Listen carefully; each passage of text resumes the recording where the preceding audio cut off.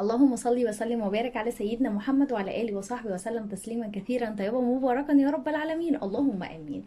اهلا وسهلا بحضراتكم في القناه. انا اسمي اسراء. يلا بينا. النهارده معايا مشتريات، حابه بس اجاوب اعرفكم على قناتي. انا قناتي اسرار ست البيت. بقدم ايه؟ بقدم ميزانيات، بقدم مشتريات عشان اعرفكم اسعار السوق النهارده.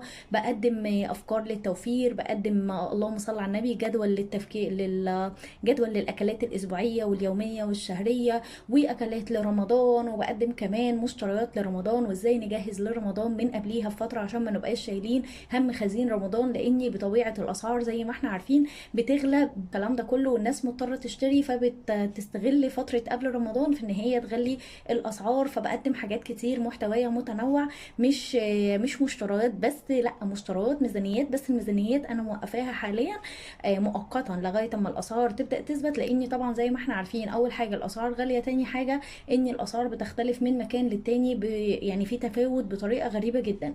فخدوا جوله كده في القناه لو عجبتكم، ما تنسوش تعملوا لايك للفيديو وتشتركوا في القناه لو لسه ما اشتركتوش، علشان نكبر ونبقى عيله كبيره مع بعض واخوات في الله.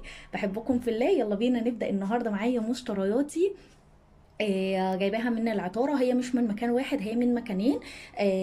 خلينا نعرف الأسعار النهاردة ايه. أسعار العطارة، أسعار البقوليات، أسعار المكرونات، الأسعار دي كلها. بس يلا بينا. ندعي الجميع موتاي وموتاكم وجميع موتى المسلمين أجمعين، اللهم ارحمهم وعافيهم واعف عنهم، اللهم يمن كتابهم ويسر حسابهم وثبتهم عند السؤال يا رب العالمين، واسكنهم فسيح جناتك جنات النعيم، اللهم آمين. جبتي ايه يا اسراء النهارده؟ يعني انا بقالي فتره بصراحه من وقت ما نزلت لكم اني كرتونه رمضان ودي وقتها ان انا اطلعها، عماله افكر وادبر بصراحه في ان انا محتاجه مكرونات، محتاجه بقوليات. مش لاقيه عروض مكرونات خالص خالص. فاضطريت ان انا اجيب سايب. بس قبل ما اجيب سايب ده انا جايباه النهارده. بس ديت انا قلت لكم قبل كده على مكرونه خطيره، مكرونه خطيره. قلت لكم قبل كده كانت انا جايباها ب4 جنيه، طبعا السعر الجديد بتاعها ب6 جنيه. بالصدفه كنت في مشوار ونزلت السلام، فلقيت واحد واقف جنب عربيات اللي هي بتاعت تحيا مصر وامان والناس ديت. فسالته، قلت من باب الفضول بصراحه، لقيتها سعرها حلو هجيب، لقيتها غاليه خلاص يبقى هي نفس السعر بدل ما اشيل. فبساله بكام؟ قال لي ب5 جنيه. لا ب5 جنيه. فما كانش عنده الا نوعين، ان ديت واللي هي المقصوصه. انا المقصوصه عندي اللهم بارك منها كميات، لكن اللي هي البنه دي او القلم او الفرن ما كانش عندي منها خالص. يمكن انا قلت لكم ان انا محتاجه نوعين، وكل ما بنزل ما بلاقيش من المكرونه لا قلم ولا سباكيتي. فالحمد لله لقيت عنده سباكيتي بتاع ده فرن بس، فجبت منها 4 اكياس ب20 جنيه. هما جبت 4 اكياس، هو نفس الوزن القديم اهو، 280 جرام. 280 جرام. فجبت 4 اكياس منها ب20 جنيه، علشان بقى هتنفعني بقى في الفترة اللي جاية.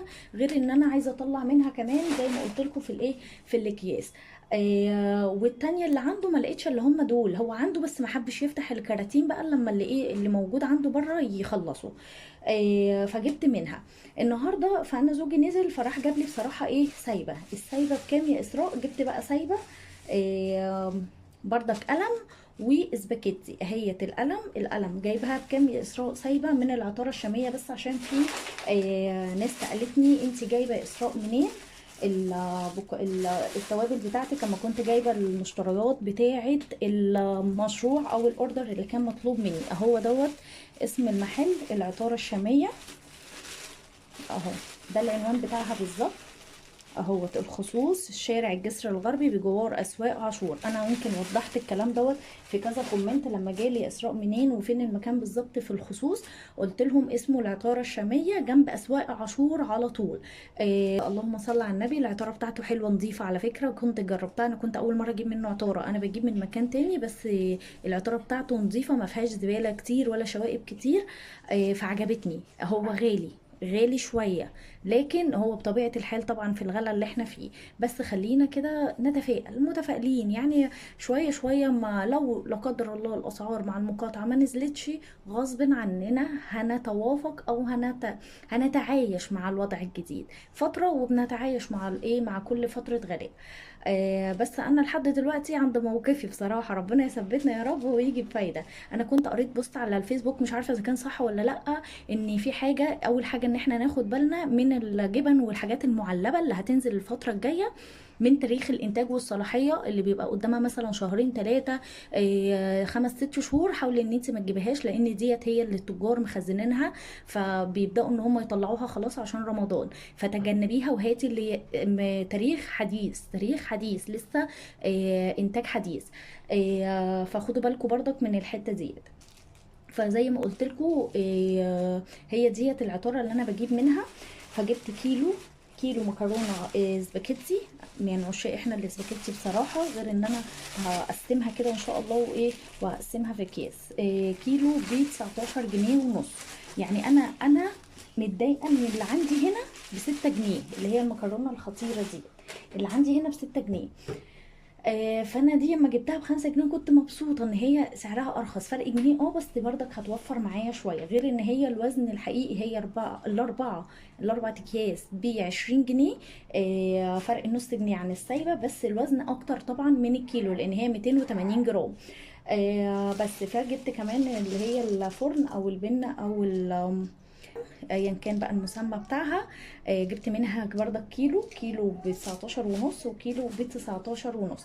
جبت ايه كمان يا اسراء؟ جبت علبة السمنة دي، ما لقيتش الكبيرة، فجبت ديت الكيلو دي ب45 جنيه، ب45 جنيه.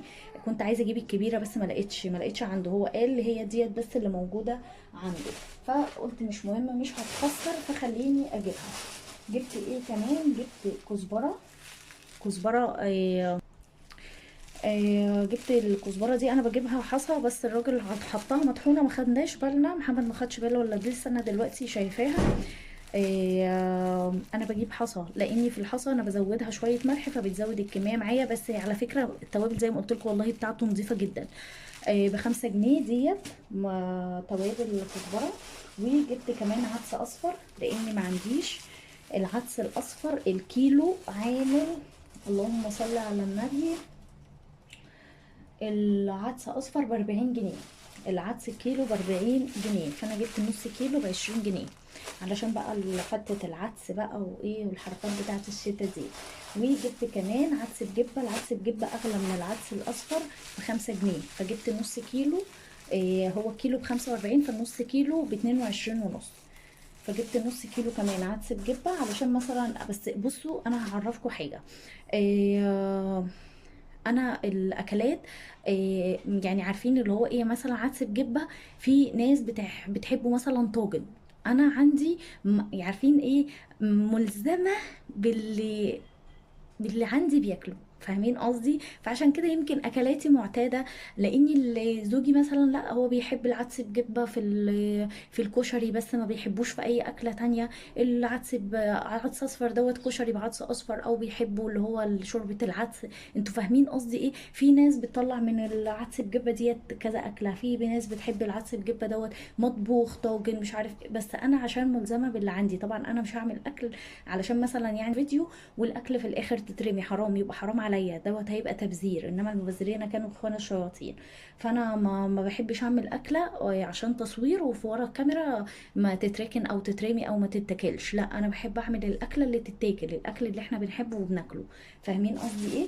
جبت كمان شعريه، نص كيلو شعريه، لان انا طبعا عندي اللي هي السايبه اللي انا كنت جايبه موريها لكم كيلو، وعندي الاكياس، باقي الاكياس اللي هي خطيره واللي انا كنت جايباها من التموين.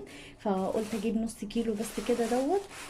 ده بصراحه هخليه ليا للاستعمال الشخصي، الباقي هخليه للاكياس او الشنط اللي انا ان شاء الله ناويين نطلعها. بس ده كده كان فيديو المشتريات ادويه المكرونه.